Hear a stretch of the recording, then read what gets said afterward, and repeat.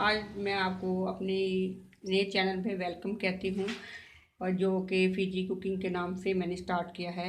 आज मैं आपको अपनी फर्स्ट रेसिपी माश की दाल जो कि 10 से 15 मिनट में तैयार हो जाएगी, उसके लिए आप नोट कर लें। आधा किलो माश की दाल, जिसको आपने 1 चम्मच लहसुन, 1 चम्मच सिरका और 1 चम्मच नमक के साथ बॉयल कर लेना है और इसको ओवर बॉयल नहीं करना और फिर इसको बॉयल करके छान लें। ये आधा किलो दाल पड़ी हुई है और इसके साथ आधा किलो आपने चॉप किया हुआ है ऑनियन ऑमलेट की तरह, और आधा किलो टमाटर है, इसको हमने चॉप कर लिया है।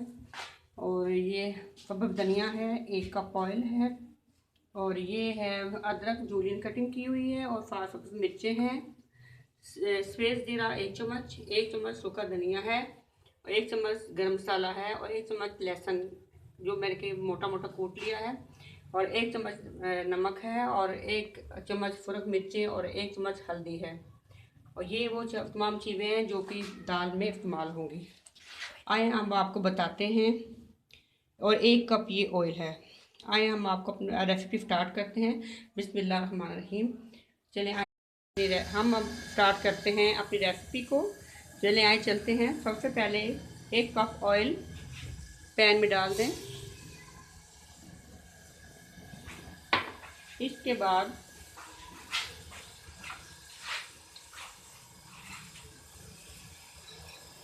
1 चम्मच लहसुन जो कि मोटा कूटा हुआ है, ये हमने इसके अंदर डाल दिया है और इसको भून लें।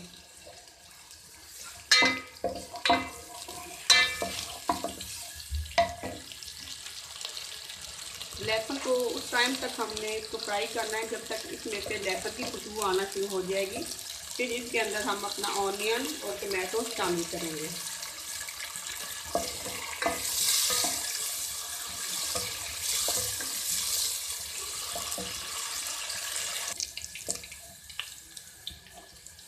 अब ये देखें, हमारा जो लहसुन है वो गोल्डन कलर का हो गया है। अब इसके अंदर हम ऑनियन शामिल करते हैं और इसको थोड़ा सा भून लेंगे।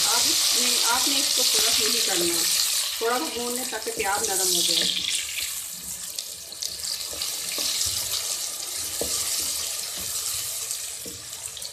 दो मिनट प्याज को फ्राई कर लें इसके अंदर, और साथ आप इसके अंदर टमाटर डाल दें और इसको भून लें।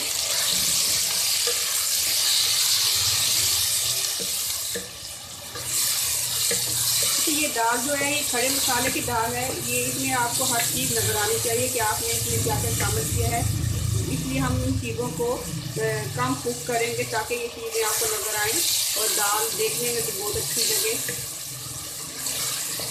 अब इसके अंदर हम कुछ मसाला जार डालते हैं जो कि यूँ है। ये लहसुन, ये जो हल्दी और सुरख मिर्ची है वो हमने इसके अंदर शामिल कर दी है और इसको भून लें।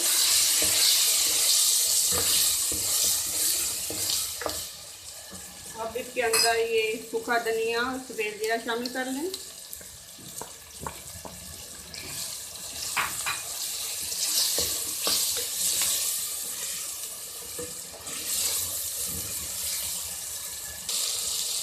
हल्दी और सुरख मिर्च के बाद हमने इसके अंदर पानी ऐड किया है ताकि मसाला अच्छी से भून जाए।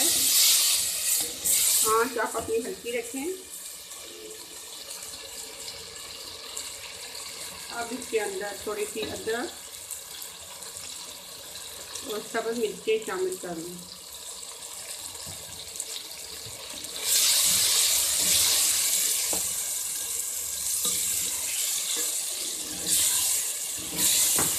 साथ साथ इसमें थोड़ा सा पानी ऐड करते जाएं और इस मसाले को भूनते जाएं ताकि ये अच्छे तरह से बुनाई हो जाए।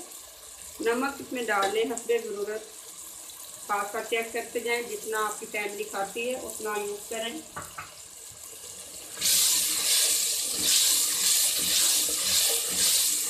ये दाल सिर्फ देखने में खुशनुमा नहीं है, खाने में भी बहुत मज़ेदार है। आप इसको ट्राई करेंगे तो आपको फैमिली में फिर बेहतरीन वोट मिलेंगे। वो आपको बताएंगे कि आपने कितनी अच्छी माश की दाल बनाई है जो कि 10 मिनट में आराम से तैयार होती है। अब ये टमाटर देख रहे हैं, गल रहे हैं, बस ये थोड़े तो कुक हो जाए तो मैं फिर दाल शामिल कर देती हूँ।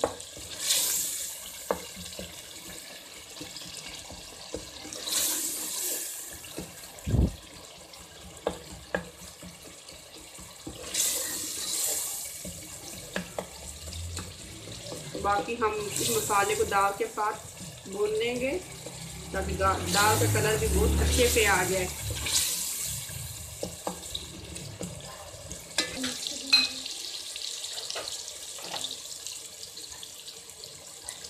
हाँ, अब हम दाल इसमें ऐड कर देते हैं।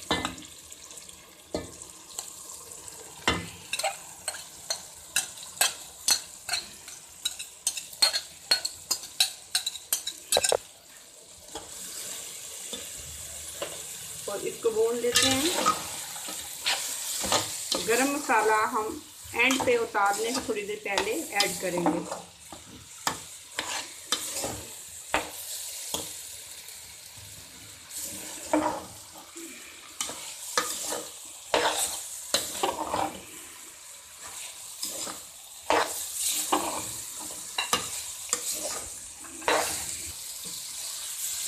अब इस दाल को हम मसाले के साथ फ्राई कर रहे हैं। थोड़ी सी और फ्राई हो जाए तो हम इसको डिश आउट कर देंगे। अब हमारी दाल फ्राई हो चुकी है और लास्ट में हम इसके अंदर गरम मसाला ऐड करते हैं और साथ थोड़ा सा हरा धनिया। बहुत अच्छा लगेगा इसके अंदर, आपको देखने में भी ये बहुत अच्छी लगेगी।